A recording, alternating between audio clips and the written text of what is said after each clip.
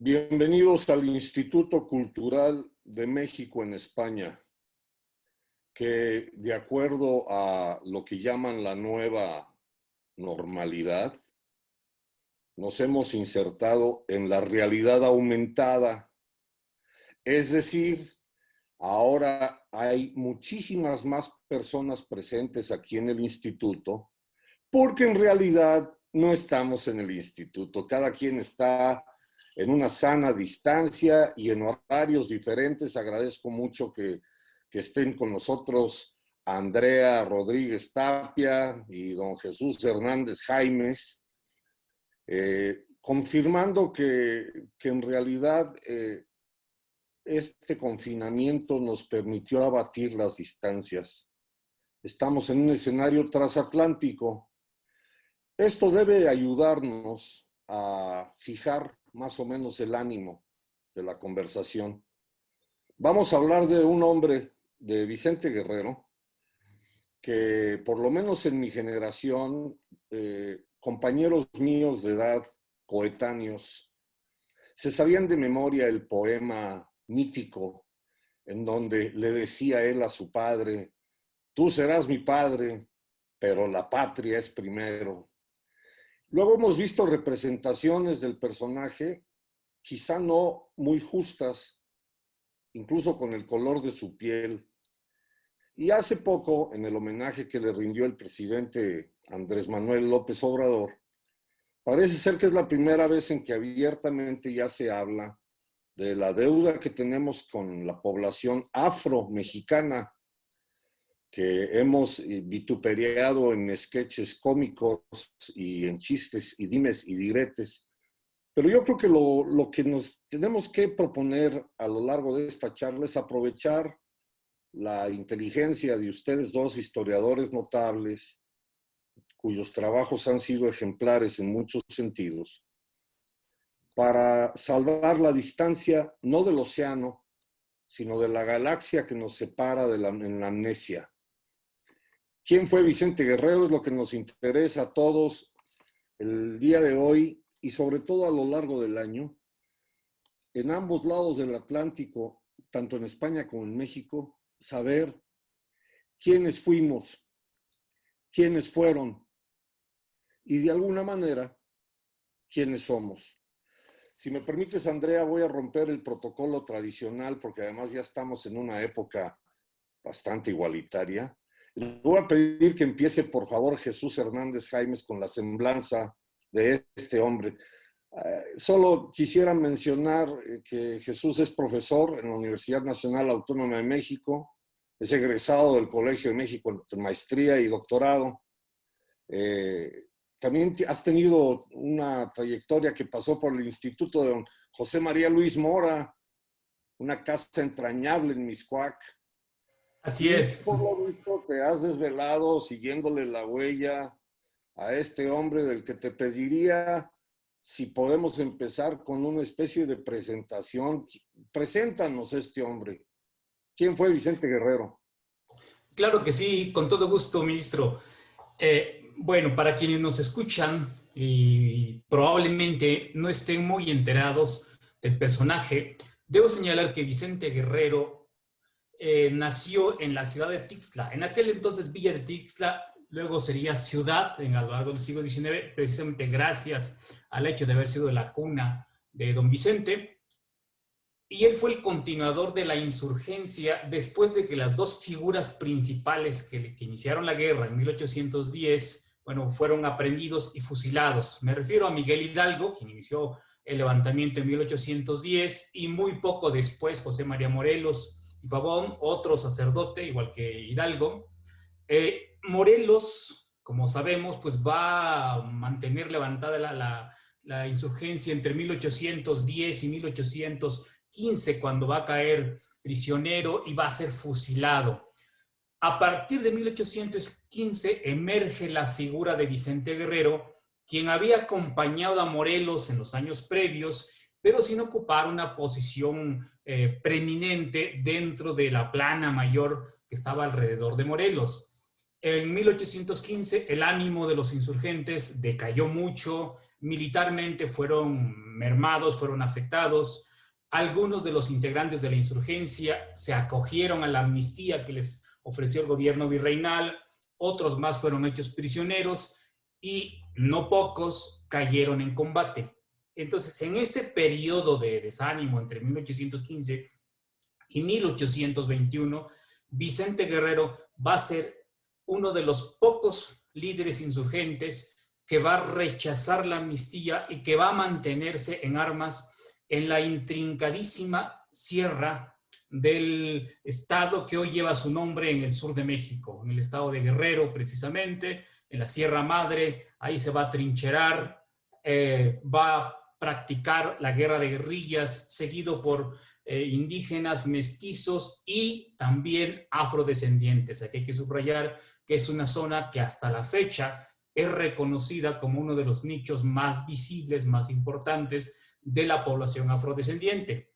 Aunque hay que señalar que esta población de origen africano pues estuvo presente en toda la Nueva España. Su legado está en todo el territorio nacional y podemos afirmar sin exageración que ahí donde llegó la población española, llegaron también los mulatos o pardos, como se les decía en aquella época, en diferentes condiciones, ¿sabes? De servidumbre, de esclavitud y a veces también como libertos. Entonces, este fue Vicente Guerrero y en 1821 va a ocurrir una negociación, un acuerdo con Agustín de Iturbide, este antiguo comandante realista que durante varios años había combatido a la insurgencia, pero en esa coyuntura, bueno, había ya cierto convencimiento entre los mismos criollos de que la independencia era inevitable, se había convertido en una demanda ya muy socializada, era difícil sostener el vínculo ya con España, entonces de ahí que se ve motivado a negociar con Vicente Guerrero, pues era prácticamente difícil reducirlo por la vía militar. Entonces el plan de Iguala de 1821 y con el cual se consiguió la independencia de la Nueva España fue resultado de la negociación de estos dos líderes más importantes. Por un lado Agustín Iturbide y por otro lado Vicente Guerrero, que representaba la dimensión popular de la insurgencia que había iniciado en 1810. Es ese hilo de continuidad que va de 10 a 1821 y que finalmente se anuda ahí con un proyecto más moderado, encabezado por los criollos, pero que va a hacer posible que la independencia se consiguiera de la manera en que se consiguió. Celebro que se esté grabando esta sesión porque te acabas de aventar un párrafo perfecto, mi querido Jesús Hernández Jaimes, y si no lo publicas, lo voy a plagiar y lo publico con mi nombre. Algo que también espero hacer con lo que nos diga Andrea Rodríguez Tapia, que también es egresada del Colegio de México, de la maestría y el doctorado, que hiciste una tesis sobre Fernando VII, que recibió el premio de mi maestra, que lleva el nombre de mi maestra Berta Ulloa, que fue mi maestra y era comadre de mi maestro, de mi segundo padre, Luis González y González. Entonces, por eso yo pude convivir mucho con ella. Tu tesis es sobre las travesuras de la política de Fernando, cuadrículas, desavenencias, disputas y correcciones con respecto a la desintegración del territorio, digamos, imperial, ¿no? Pero en ese contexto te preguntaría yo, para alargar ese párrafo que quiero plagiarme, de Vicente Guerrero, entonces, sabemos del abrazo de Acatempan. ¿Qué más sabemos de él? ¿O cómo ha sido tratado en los medios? Es decir, ¿qué prensa tiene Guerrero? Bueno, quizá puedo comenzar por hablar, compartir con ustedes y el público que nos escuchará. Justo, ¿no? La percepción, por ejemplo, que va a tener la figura de Guerrero desde la península, desde las altas esferas políticas en la España de 1800, pues más o menos 20 a 1830. Y bueno, lo que podemos decir sobre esto es que efectivamente vamos a ver el reinado de Fernando VII, pero es un reinado dividido en una restauración primero absolutista, que va a ser de 1814 a 1820, donde efectivamente pues, el monarca regresa, deroga la Constitución de Cádiz, hay pues sí, una marcha atrás dentro de los idearios y la aplicación del liberalismo político, y digamos, en este contexto que también ahora en la historiografía sobre la Nueva España y el proceso de independencia se conoce como el sexenio absolutista, ¿no? Entonces, por un lado vamos a tener una imagen presente de Guerrero en la documentación pues, de carácter militar, ¿no? En los partes de guerra, en los distintos pronunciamientos, planes. Finalmente, en la administración colonial tenemos a los principales cabecillas, más bien, a los principales capitanes, generales y mandos de las altas fuerzas del ejército realista, pues haciendo notar efectivamente la desarticulación de este gran movimiento insurgente que en algún momento logró consolidar Morelos y finalmente, bueno, como ya mencionaba Jesús, tras el derrocamiento de esta gran estructura política y militar que significó en 1815 con el fusilamiento de Morelos, empiezan a surgir efectivamente líderes que se van extendiendo por todo el territorio de la Nueva España y en particular en el sur. Está Guerrero junto con otros grupos que pues finalmente ya no quedan integrados bajo una estructura pues, amplia, más sólida, más organizada y deciden tomar las armas en pequeñas regiones. Se habla hoy, creo que Jesús ha dado un término muy importante, que es la guerra de guerrillas, ¿no?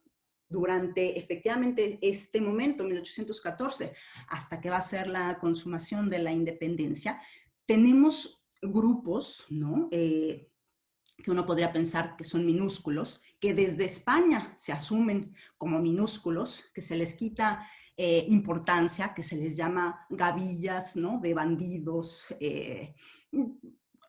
gente arrinconada en barrancas, ¿no? Muchas veces van a decir justo de la gente de la insurgencia que se mantiene en el sur, en lo que hoy sería el estado de Guerrero.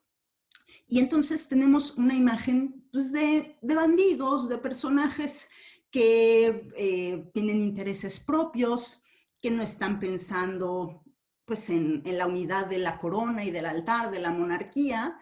Y entonces efectivamente hay una imagen que es negativa, que se construye de Guerrero y de muchos otros líderes que están en esta parte, pero bueno, pero al final también la documentación lo que demuestra es que a pesar de ser un grupo que ellos dicen, ¿no? En algún momento se reporta en la documentación, eran grupos de, pues, apenas 800 personas, de eso solo había 500 armados, en otros momentos dicen, no, bueno, 500, y al final pues no se puede con ese grupo, ¿no? Están tan finalmente metidos ya en la clandestinidad, en una lucha muy particular que va a ser la lucha de guerrillas, ¿no?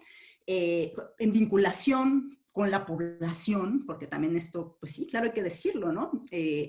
Va a ser una zona, un espacio geográfico con sus características poblacionales, demográficas, socioeconómicas, y bueno, esta gente de la vida cotidiana que apoyaba bien a los insurgentes, en otras ocasiones a los realistas, pues bueno, les permite también a ellos, a los insurgentes, ir sobreviviendo, ¿no? En este espacio que aparentemente se ha pacificado con la llegada del virrey Apodaca. Ya después también veremos, más adelante conforme vayamos conversando y hablando, veremos también cómo se modifica la imagen de Guerrero, ¿no? Cómo pasa de ese líder, el más importante en ese momento, porque sin duda así se percibe desde las autoridades, tanto en la Nueva España como en la metrópoli. Y luego, bueno, conforme también adquiere pues una trayectoria ya en el México independiente, luego va a ser la sorpresa de que llega a ser presidente, ¿no? Que ese mulato, ese negro que parecía que no tenía más que unos cuantos seguidores y que se escondía, ¿no? Y que aprovechaba las condiciones climáticas y las lluvias y torrenciales de la zona para hacer sus maldades, pues al final resulta que se mantiene pues como un republicano, ¿no? Y después va a venir también la construcción también negativa de ese Guerrero, visto desde una monarquía, ¿no? Como pues un hombre que está contribuyendo a la anarquía en el mundo americano, ¿no? Con sus ideas liberales y republicanas. Fantástico, Mural. Llevamos 2 párrafos y estoy muy agradecido con lo bien que me va a ir si yo publico lo que ustedes me están regalando. Doctor Hernández Jaimes, me quedó en la saliva un eco de la imagen de Vicente Guerrero como la parte popular en el protagonismo final, que es el que va a entrar a la Ciudad de México el 27 de septiembre, con lo que conocemos como el Ejército Trigarante. Si yo fuera efectivamente un muralista y me contrataran, yo he visto referencias visuales en donde Vicente Guerrero aparece con una casaca militar de gala, pero estamos hablando más bien de un hombre que peleó, digamos, de manta blanca, era, digamos, uno más del pueblo y de ahí podríamos insinuar que era un líder popular, quizá con más carisma en ese sentido que el propio Iturbide. Más bien quisiera que ahora entráramos como en una especie de TikTok de historiografía. Vamos a ponerlo a bailar. ¿Se sabe si cantaba, si jugaba, si era dicharachero, si era un mulato divertido? Sí, claro, cómo no. Bueno, para entender esto, también vale la pena que prestemos atención a su origen. Él, como dije hace un momento, nació en Tixla, una pequeña villa en realidad de aquella época, incluso hasta la fecha sigue siendo una ciudad muy pequeña. Era hijo de una mujer reconocida en las partidas de bautizo como española y un padre mestizo, pero sin duda con ascendencia también africana. De hecho, el mismo Morelos, el mismo Guerrero tenía rasgos de afrodescendiente y que va a hacer que sea percibido como tal en los años posteriores a la guerra, durante el periodo ya independiente y particularmente cuando él va a ser presidente en 1829. Esto es muy importante. Durante su infancia se dedicó a la arriería, desde su infancia, porque su familia era arriero, porque el pueblo en que nació se dedicaba predominantemente a la herrería, que se combinaba de manera estacional, de manera por temporadas con la agricultura. Es decir, era alguien que venía de una familia de recursos modestos, esto es muy sabido, y consecuentemente esta actividad de arriero lo llevó a conocer todos los rincones de la sierra, las vereditas, los caminos, los pueblos, las comunidades, a la gente. Cubría la ruta que iba de Acapulco a la Ciudad de México, de Acapulco a Puebla, de Acapulco hacia Morelia, en fin. Todas esas zonas se las conocía muy bien. Tenía muchas amistades, tenía muchos amigos, y en esa interacción con los pueblos indígenas náhuatl de la zona, Tixla es un pueblo mestizo, una villa mestizo, enclavado en una zona náhuatl. Llevó a que el mismo Vicente Guerrero aprendiera náhuatl. Sabemos que lo hablaba, sabemos que lo escribía, lo cual obviamente le dio esa fluidez para esa facilidad para comunicarse con la población del lugar. Entonces era un hombre con rasgos mulatos, inserto en una comunidad indígena, mestiza e indígena, y de origen popular, y esto obviamente le permitió interactuar con toda la gente. Los arrieros, digamos que en aquella época eran casi los amigos de todos. Eran los que llevaban los chismes, llevaban las noticias, es decir, no solo mercancías. Establecían relaciones de amistad en cada pueblo donde paraban, ¿sí? Sí, así como los marineros se dice que dejaban un amor en cada puerto, bueno, los arrieros seguramente pues tenían, no sé si amores, pero sí amistades en todos los pueblos por los cuales pasaban. Entonces, este saber va a ser fundamental para que Guerrero se pueda convertir en un líder militar, por supuesto. Ahora, claro, estos dotes ya, de liderazgo, pues van a aflorar, se van a hacer evidentes ya en la guerra. Se necesita una guerra para que esto se haga visible. Entonces, a partir de 1810, el Arrojo, una personalidad también muy atrabancada, muy echada hacia adelante, como se dice coloquialmente, le va a ganar el respeto tanto de sus seguidores, de la tropa, como de sus jefes. Particularmente Morelos, sabemos que le tenía un enorme aprecio. Entonces, de modo tal que le va a dar algunas tareas muy riesgosas durante el periodo entre 1811 y 1815, y que Guerrero va a desempeñar pues con mucha eficiencia, con mucha soltura. Entonces, y claro, de ahí van a ser las mismas circunstancias que lo van a encumbrar hasta el liderazgo. Y yo creo que va a ser su tenacidad, el hecho de que sea un hombre de ideas firmes, una personalidad reacia. De manera reiterada, a partir de 1815 las autoridades virreinales lo van a estar invitando a que se acoja a las amnistías, y él va a ser, en ese sentido, va a estar siempre con una posición invariable.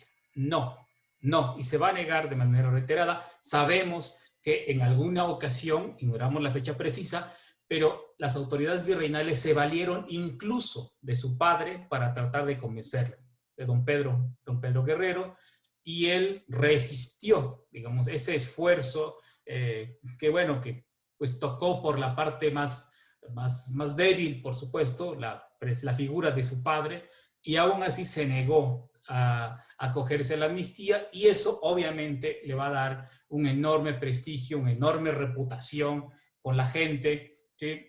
Sobre todo con sus seguidores, y más tarde también pues con sus propios detractores políticos, ¿no? Que lo van a reconocer como un hombre bastante firme.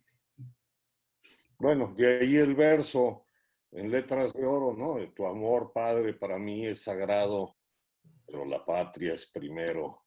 Exactamente. Entonces, en el mural, bueno, yo no sé si voy a pintarlo con la casaca elegantísima de las estampitas de papelería, pero sí lo voy a pintar como un hombre fuerte, no solamente físicamente, como todos los arrieros y arrieros somos, y en el camino andamos, sino también por esta, digamos, firme convicción de sus ideas, que en un momento quiero regresar con usted, doctor, en ese renglón. Pero paso entonces a preguntarte, Andrea, la visión peninsular que llega en partes militares, en información oficial o en, digamos, en los medios de la época.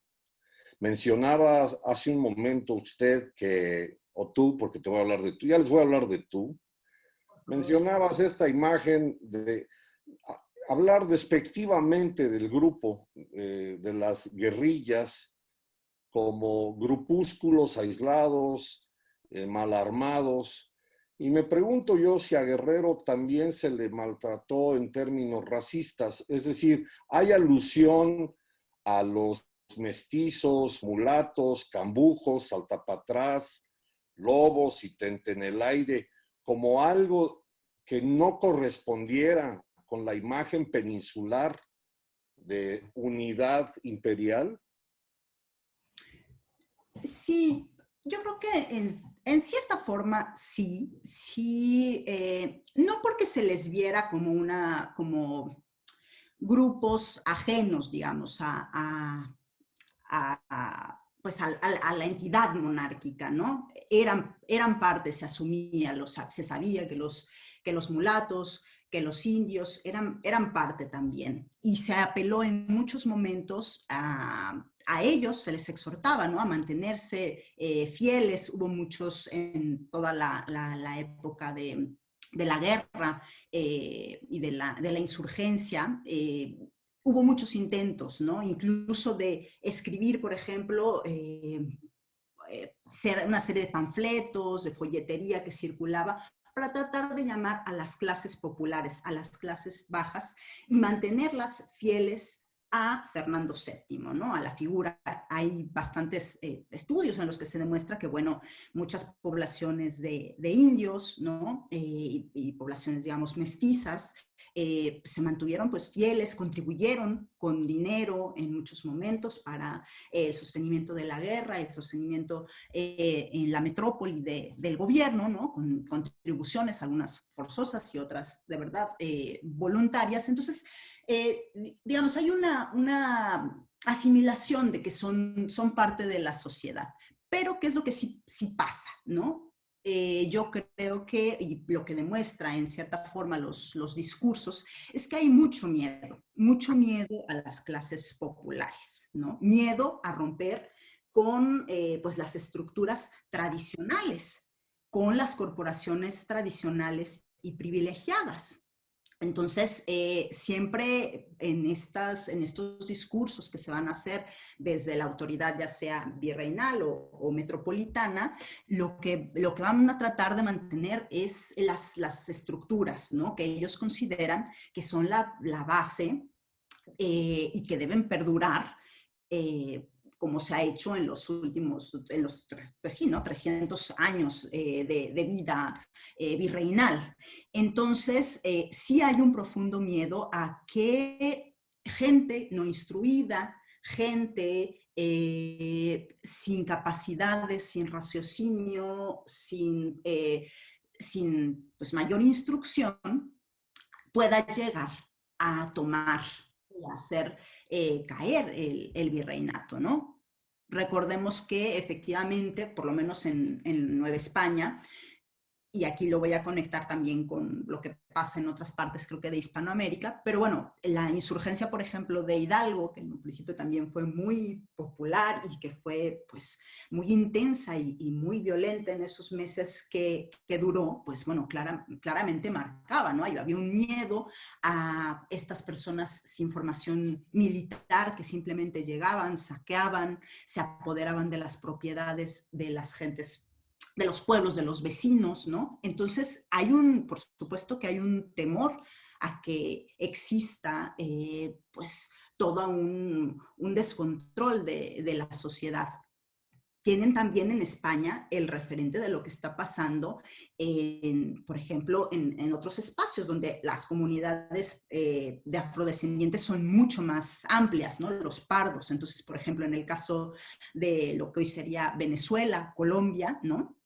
Ahí, por ejemplo, también hay una circulación muy fuerte de propaganda que se produce por las autoridades, en las que ahí sí, ¿no?, se anuncia mucho, está el miedo a lo que ha pasado también en el Caribe, ¿no? Entonces, aunque proporcionalmente la población afrodescendiente en México no se compara a lo que había en otras partes de la América española, evidentemente las autoridades metropolitanas, y aquí vemos un poco todavía, creo que Chucho Jesús ha dado un ejemplo muy importante, ¿no? Guerrero como un hombre con información, con capacidad de comunicar y de interactuar. Y esto es a una escala, y esto ocurre en los demás puntos de América, ¿no? Hay una circulación de noticias que, aunque uno pensara que después la historiografía nacionalista nos ha hecho compartimentar y pensar, ¿no? Bueno, México, Nueva España, Gran Colombia, el Río de la Plata, Argentina y sus distintas pues, casillas nacionales, pero en realidad todos los hombres de esta época, bien o mal, estaban en comunicación y tenían referencias, aunque fueran ligeras, existía. Entonces, bueno, como decía, en otros lugares donde la población negra era muy, muy fuerte y que hubo desastres, digamos, ¿no? En términos de, pues de motines, de guerras, de tomas de ciudades, pues esto se sabía y entonces las autoridades trataban de contener porque tenían miedo a lo que pudiera pasar, ¿no? Como lo que había pasado en Santo Domingo. Entonces, bueno, y retomando esto, ¿no? La cuestión como de las... de la importancia de la información y de la comunicación y de pensar en estos hombres como Guerrero y como muchos de los otros insurgentes que también estaban en el sur de Nueva España, que no los pensemos como hombres aislados efectivamente en la sierra, ¿no? Sí, pero eran también hombres que sabían lo que estaba ocurriendo, sabían del mundo. Alguien como Guerrero, que a lo mejor sabe que sabía leer y escribir, pero que no había tenido instrucción, efectivamente su oficio, ¿no? Lo había hecho entrar en contacto, como decía Jesús, con mucha gente y quizás insistir aquí, que es muy importante, no era un lugar, no era un espacio, una región cualquiera, era donde estaba, ¿no? El puerto donde está, Acapulco. Ese enclave que finalmente para la monarquía era la puerta de entrada a Asia, ¿no? Entonces, pensemos en un hombre que justo está en un espacio muy privilegiado, ¿no? Donde ya para ese momento el puerto de Acapulco, a principios del siglo XIX, además también ya está más o menos comerciando, ya se había permitido el comercio con otros puntos del continente americano y para ese momento ya, por ejemplo, con Perú se estaba comerciando, ¿no? Entonces estamos hablando también de dimensiones no solo locales, regionales, ¿no? Sino también continentales y bueno, creo que eso vale la pena tenerlo siempre en cuenta, ¿no? El tener el puerto de Acapulco con la llegada del barco de Manila y bueno, todo lo que significaba, ¿no? En cuanto a flujo de comercio, pero flujo también de ideas bueno, y de noticias.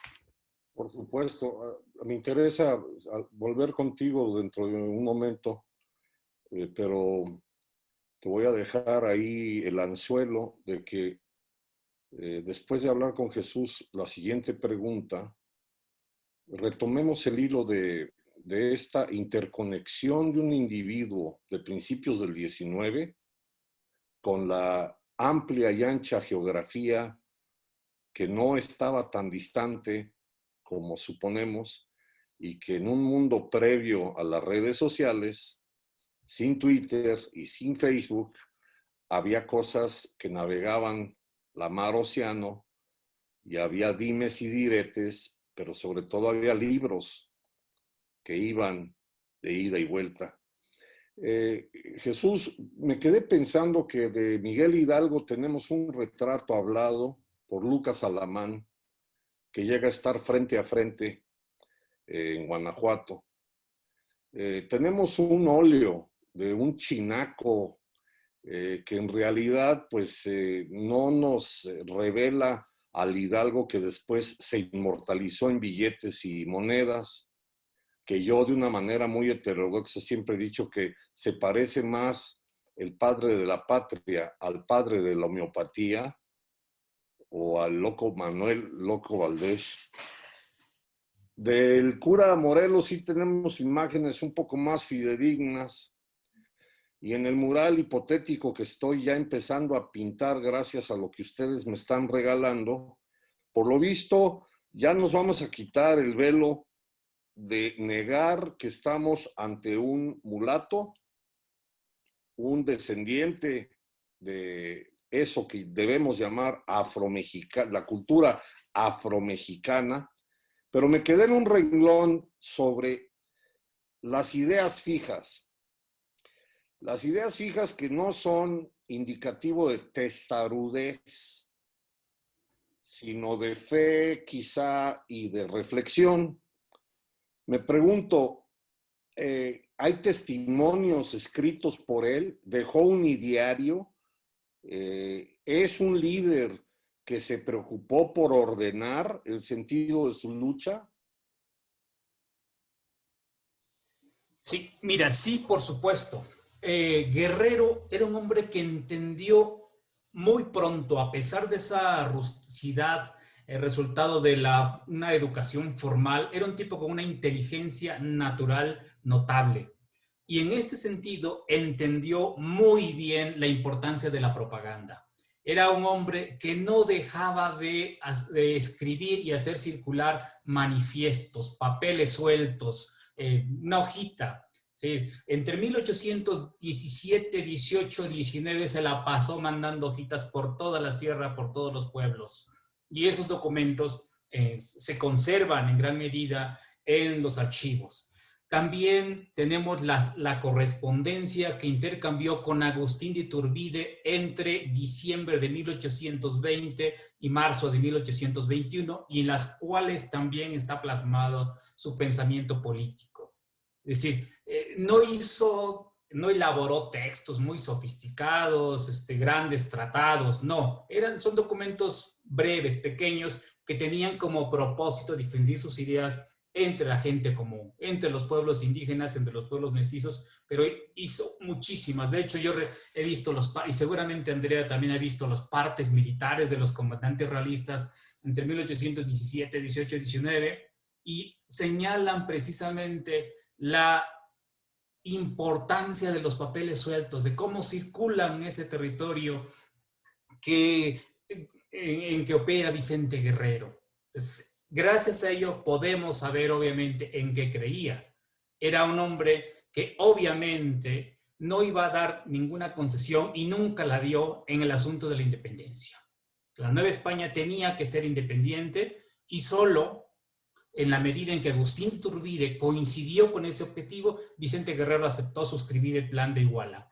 Era un hombre, Vicente Guerrero, que creía que tenían que acabarse con el sistema de castas, es decir, con las desigualdades jurídicas emanadas de la condición y de la calidad étnica. No debería haber ese tipo de diferencias, y la población indígena y africana, que en esa escala social y en esa estructura estamental, pues estaban en la parte más baja, tenían que ser reconocidos en un plan de igualdad, y así se lo hizo saber a Iturbide, y en ese sentido no dio ninguna concesión. Era un convencido republicano también. Entonces, es bastante probable que esta politización pues se haya nutrido, se haya consolidado al lado de Morelos, los años que combatió cercano a Morelos, y que estuvo en contacto no solo con con el sacerdote insurgente, sino también con otros ilustrados, intelectuales que acompañaban a Morelos, como Carlos María de Bustamante, como Quintana Roo, entre muchos otros, que sí tenían una formación académica, teórica más profunda, y Guerrero pues seguramente andaba por ahí escuchando y apropiándose de estas ideas y las hizo suyas. En su republicanismo sí hizo una concesión, 1821. Aceptó que se adoptara una monarquía como forma de gobierno, pero no porque se hubiese convencido en las bondades de la monarquía o la superioridad política de la monarquía sobre la república. Él seguía creyendo que la república era la mejor opción, pero en esas circunstancias aceptó conceder, pues estaba también consciente de que ya la guerra se había prolongado demasiado tiempo, había implicado un desgaste profundo en términos humanos, en términos materiales. El triunfo militar se veía lejano en ese momento, aunque tampoco lo podían derrotar, ¿sí? Había una especie de empate militar en la región, y entonces aceptó que su republicanismo pudiera quedar a un segundo plano, aunque en cuanto hubo condiciones volvió sobre él y lo volvió a reivindicar en 1823. Obviamente cuando Iturbide cae, pues de inmediato Vicente Guerrero se va a sumar a aquellos partidarios de la instauración de un gobierno republicano en cuyas bondades él creía. Hemos avanzado ya a un punto casi cronométrico debido a las limitaciones de tiempo.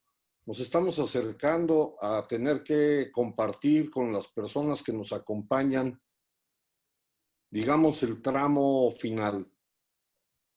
Me interesa saber cómo termina un hombre que habitó un tiempo, que según se quedó ahí en el tintero, Andrea, un tiempo en el que parecería que nos enseñaron en los libros oficiales que estaba en parcelas la historia, y resulta que no, por el comercio, por las lecturas, por los párrafos, había un sentido de la universalidad de ciertas ideas, de una especie de sincronía libertaria entre quienes abrazaron, digamos, el camino de la independencia. Incluso yo creo que un hombre que profesaba ideas republicanas, aunque haya concedido durante un, digamos, paréntesis monárquico, porque era la manera de consumar el hecho, como bien dijo Jesús, vuelve a proclamar su necesidad de establecer una república mexicana. Me pregunto yo, una vez que triunfa, una vez que entra el ejército trigarante, ¿qué fue de Vicente Guerrero? Él entra a la Ciudad de México, él está presente en la coronación de Iturbide. ¿Qué fue de él? Muy bien, bueno, pues efectivamente, Jesús me podrá corregir en algún momento y completar alguna información, pero sí, en un principio, recordemos que entre pues, el plan de Iguala en febrero de 21, comienzan, bueno, se asume, Guerrero asume también la adhesión, empieza a darse cuenta y realmente la trigarancia, digamos, consigue pues una adhesión muy rápida, ¿no? Prácticamente ya para abril más o menos de 21, pues ya muchos de los principales grupos armados, ¿no? En sus distintas modalidades, ya fuera el ejército, ya fueran las milicias y otros grupos, pues van adhiriéndose, ¿no? Evidentemente también hubo otras corporaciones que los rechazaron, pero bueno, ahí ya Guerrero también estaba manteniéndose y si mal no recuerdo, yo creo que una de las 4 divisiones que entran en septiembre de 1821, una de ellas es la de Guerrero.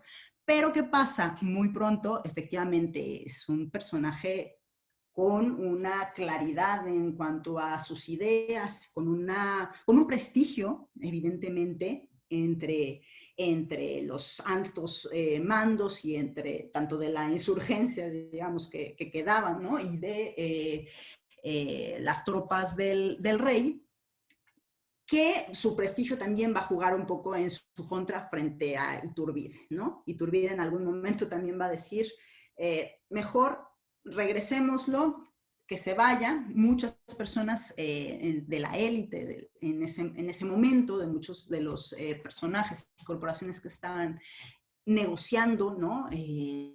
Todo lo que estaba pasando, que además no se sabía muy bien cómo se iba a actuar, ¿no? Era un plan, el de Iguala, en el que había una serie de cuestionamientos que eran claros, ¿no? El mantenimiento de la religión, el mantenimiento de los fueros, tanto militares como eclesiásticos, pero bueno, en la práctica, ¿cómo se iba a hacer el restablecimiento de ese congreso análogo a la nación que llama el plan de Iguala, ¿no? Entonces, bueno, en todas esas negociaciones, mucha gente de la Ciudad de México o del centro de la Nueva España van a tratar de excluir, ¿no? a Guerrero.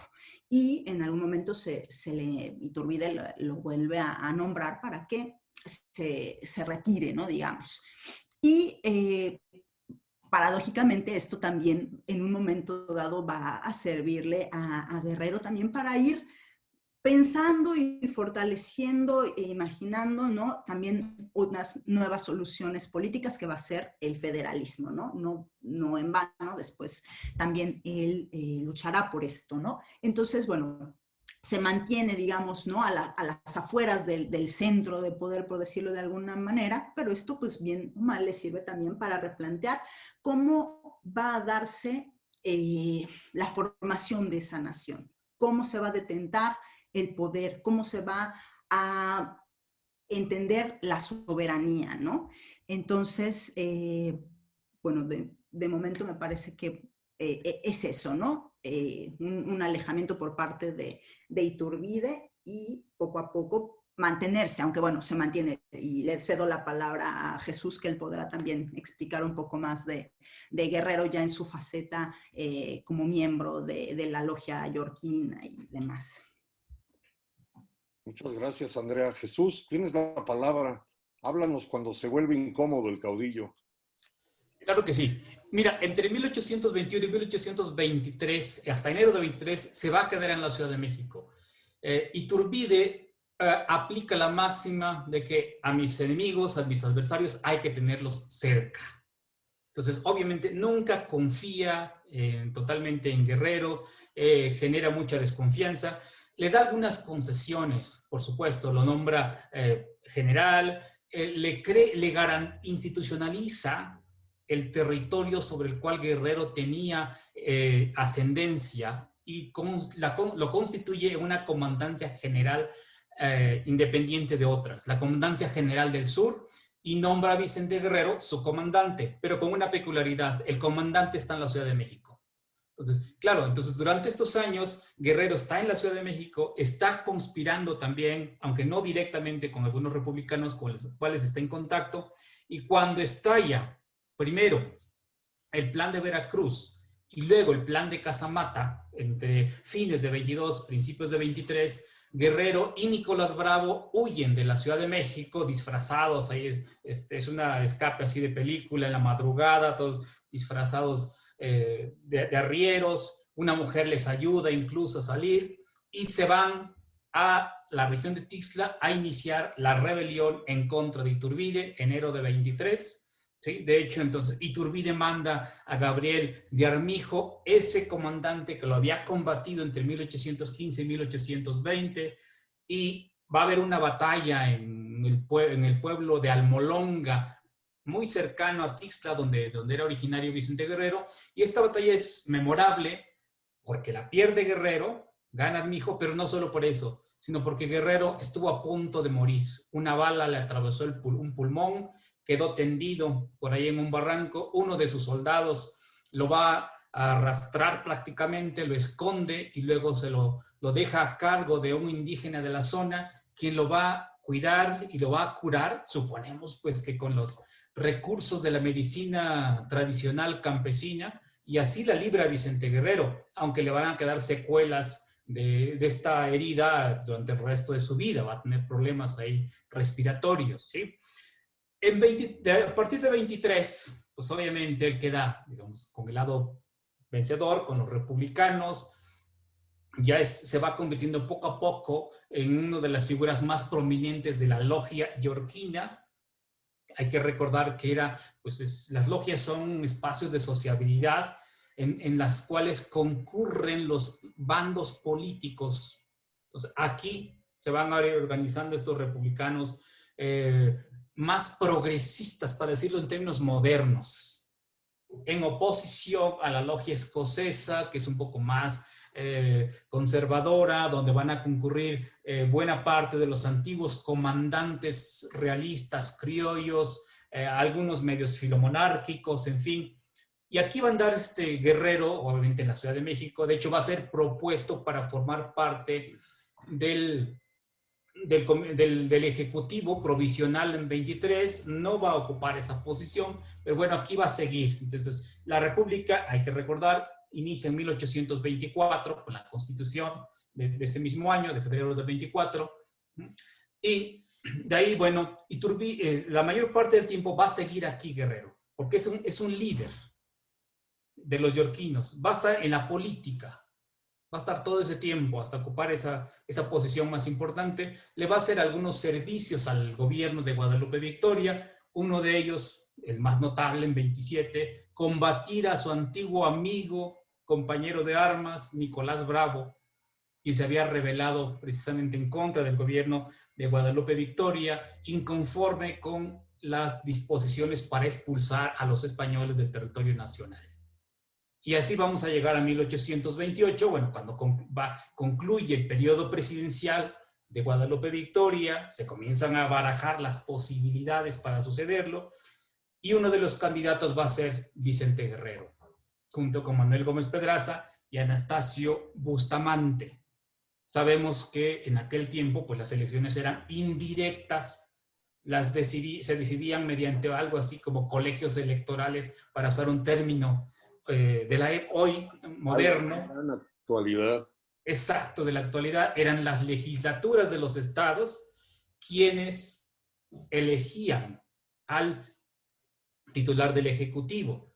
Ganó las elecciones Manuel Gómez Pedraza, pero los seguidores de Vicente Guerrero pues se van a inconformar. Va a haber una serie de amenazas, de levantamientos, va a haber un motín en pleno corazón de la Ciudad de México, en el Parián, es decir, el mercado más importante de aquella época, que físicamente estaba ubicado en lo que hoy es la plancha del Zócalo. Hoy está planito, pero ahí existía, ahí frente al edificio del gobierno de la Ciudad de México estaba el Parián. Bueno, fue saqueado, fue quemado por sectores populares afines a Morelos, a Guerrero. Y claro, esto va a constituir una presión política tal que Manuel Gómez Pedraza decide renunciar a su posición ya de presidente electo, diríamos, ¿sí? Todavía no en funciones, pero electo. Y en ese escenario, el Congreso pues toma la decisión de nombrar presidente a quien había quedado en segundo lugar, Vicente Guerrero. Y consecuentemente, quien había quedado en tercer lugar pasa al segundo lugar y, como decía la Constitución de la época, pues el segundo lugar ocuparía el puesto de vicepresidente. Entonces, de esta manera se constituye la dupla: Vicente Guerrero como presidente, Anastasio Bustamante como vicepresidente. Pero entre ellos la relación era fácil. De hecho, eran rivales políticos, eran adversarios, y esto va a dar origen, obviamente, a los más o menos 10 meses de gobierno de Vicente Guerrero en 1829, y es un periodo ya de polarización política intensa. Guerrero ya es una figura prominente dentro de la política nacional y consecuentemente va a ser objeto de muchas críticas, insultos, deturpaciones en la prensa por parte de sus rivales. Y es ahí cuando se empiezan a referir a él como el negro guerrero, el africano guerrero, el bárbaro guerrero, el ignorante guerrero, el indio guerrero también. Es decir, no críticas, digamos, los insultos básicamente van dirigidas en dos direcciones: el color de su piel negra y su falta de instrucción formal. Un ignorante, un bárbaro, que además que en el imaginario de esta élite criolla son perfectamente compatibles, van de hecho en el mismo paquete. Además hay que insistir en que la clase política que emanó de la independencia va a estar constituida casi totalmente por los antiguos comandantes realistas criollos. Va a haber muy pocos políticos que no tengan el color de piel blanca. Guerrero es una excepción. Sí, representa todo aquello que los criollos temen y desprecian al mismo tiempo. Es decir, lo popular, precisamente. Brillante, mi querido Jesús, y también como ha estado Andrea, brillante toda esta conversación. A mí ya se me antoja ponerle un broche. El tiempo se nos viene encima. Pero yo quisiera que cada uno de ustedes, en un párrafo breve, nos presenten a esta persona, a este hombre que fue vituperiado por el color de su piel, que fue menospreciado por su falta de instrucción formal y que sin embargo ha sido admirado y quizá incluso absuelto por la historia como uno de los forjadores de la invención de México.